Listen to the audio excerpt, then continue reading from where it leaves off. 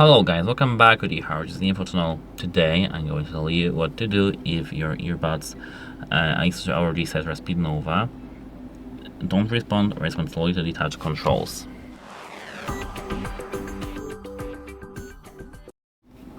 Ensure that you tap on the touch control area of the earbuds with your fingertip.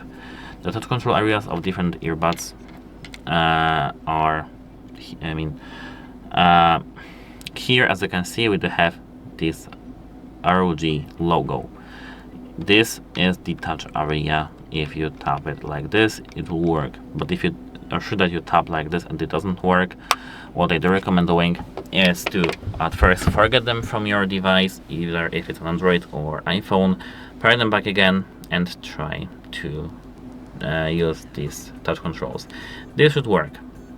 But if it doesn't, what I do recommend doing again is to open the case lid and check whether a factory reset helps.